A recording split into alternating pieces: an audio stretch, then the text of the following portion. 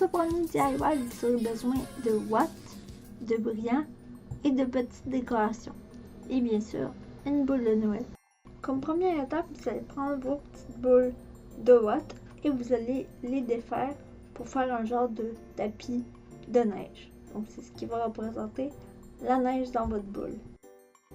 Donc lorsque vous aurez quelques-unes des watts qui sont étirées, vous allez les mettre un par un dans le fond de la boule et avec un crayon ou un pinceau, vous allez aller les aplatir dans le fond pour qu'ils se tiennent bien ensemble. C'est ce qui va créer la neige. Évidemment, vous pouvez en mettre comme vous voulez. Il faut seulement éviter de la mettre trop pleine pour avoir de la place à mettre de la décoration.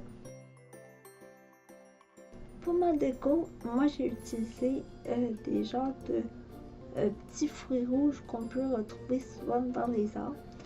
Donc j'en ai défait quelques-unes. Je les ai mis dans le fond de la boule. Et donc oui, j'en ai pris un gros morceau aussi pour le mettre dans le fond pour que ça paraisse un peu plus, que ça fasse comme une branche avec les petits fruits.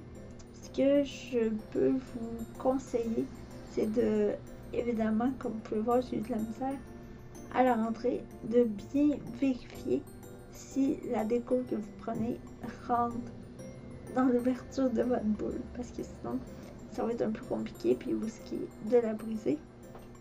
Et avec un crayon ou un pinceau, on peut aller arranger notre décoration à l'intérieur. Prochaine étape, j'ai décidé de prendre des genres de tiges transparentes et holographiques pour créer un peu comme de la neige, puis pour faire en sorte que ma boule soit un peu moins vide. Donc je prends chaque tige une par une ou à plusieurs, puis je la plie et je la rentre dans la boule pour faire, comme je vous ai dit, un peu comme la neige. Et ça crée un peu plus de brillance. Comme je trouvais que ce n'était pas assez brillant, j'ai décidé d'en ajouter de la blanche. Évidemment, vous pouvez mettre la couleur que vous voulez, mais ça apporte un petit côté givré à ma boule. Une petite astuce que je pourrais vous donner, c'est de l'essayer, de mettre le brillant en premier et de fermer la boule puis de la brasser. Avec le statique, les brillants devraient recouvrir tout le tour de la boule et ça ferait vraiment comme un côté plus givré. Donc on verrait peut-être plus les brillants. Donc voilà, c'est déjà tout pour la première boule. Donc c'est assez facile et simple à faire. Donc comme je vous dis, vous pouvez mettre ce que vous voulez dedans. Donc soyez créatifs. Et maintenant, on passe à la deuxième boule.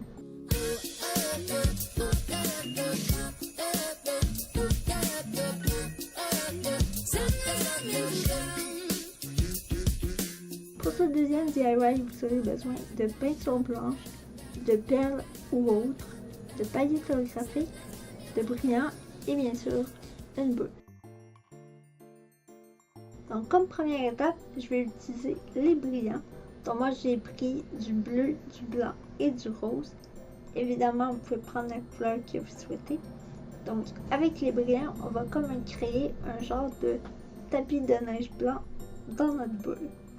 Donc quand c'est fini, je vais brasser la boule en faisant bien attention de ne pas en mettre partout pour voir si je suis satisfaite de la couleur du résultat.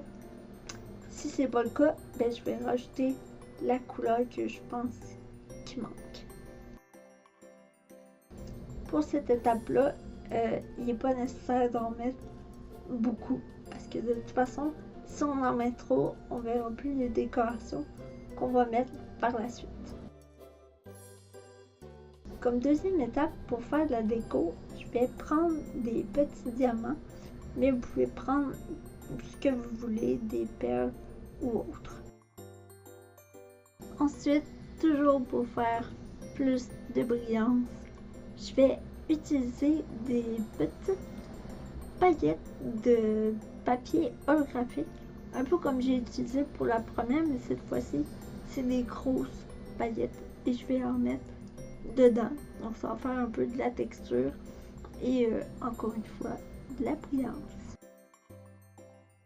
Si jamais vous voulez en faire puis vous manquez un peu d'idées quoi mettre dedans, allez faire un tour dans les boutiques de création et de bricolage.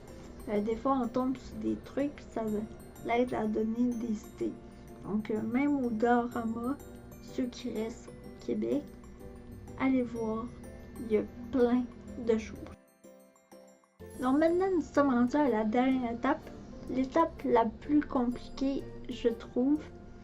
Donc on va avoir besoin de tape pour coller, du papier, donc comme vous pouvez voir, j'ai fait un genre de patron de flocons avec un papier.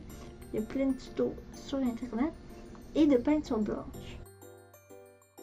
Donc avec le pochoir de flocons ou autre, vous pouvez utiliser ce que vous voulez, on va essayer de coller le pochoir sur la boule. Donc je sais que c'est pas facile, mais j'ai réussi, donc vous devriez réussir. Ensuite, lorsque le pochoir est bien collé et qu'il ne bouge plus, on va prendre une éponge et de la peinture blanche et on va aller tapoter sur notre motif.